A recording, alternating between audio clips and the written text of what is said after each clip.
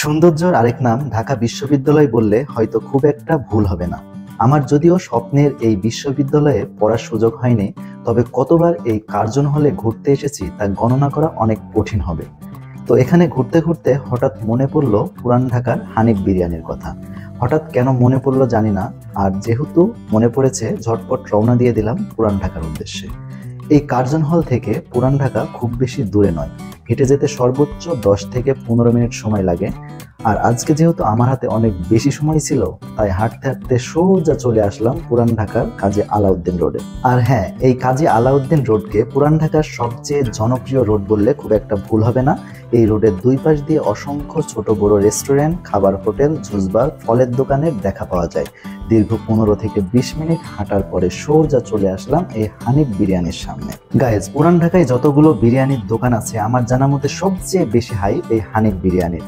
সবসময় এমন ভিড় লেগেই থাকে। আমি যতবার এখানে এসেছি এই ভিড়ের সম্মুখীন হয়েছি। আপনারা দেখতেই পারছেন, মানুষ সিরিয়াল ধরে দাঁড়িয়ে এই বিরিয়ানি বাসায় নিয়ে যাওয়ার জন্য।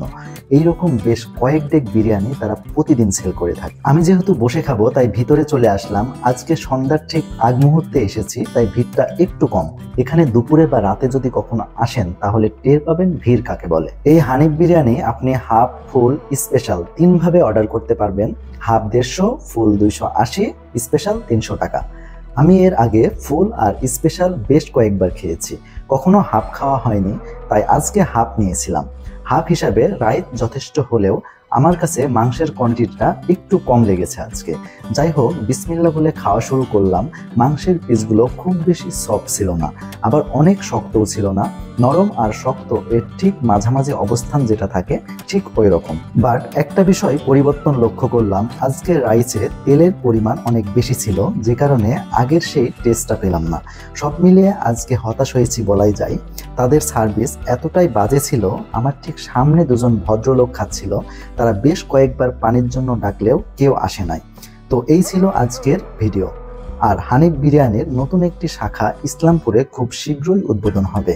ইসলামপুরবাসীদের কষ্ট করে আর কাজী আলাউদ্দিন রোডে আসতে হবে না পুরান ঢাকার ওভারহাইপে চলা এই হানিফ বিরিয়ানি খাওয়ার জন্য। আপনারা যারা কষ্ট করে ভিডিওটা এতক্ষণ দেখেছেন, কে কে এই হানিফ বিরিয়ানি খেয়েছেন, কেমন ছিল খেতে, কমেন্টে অবশ্যই আপনাদের মতামত রেখে যাবেন। আজ এখানেই রাখছি, দেখা হবে পরবর্তী নতুন কোনো ভিডিওতে ইনশাল্লাহ। আসসালামু আলাইকুম।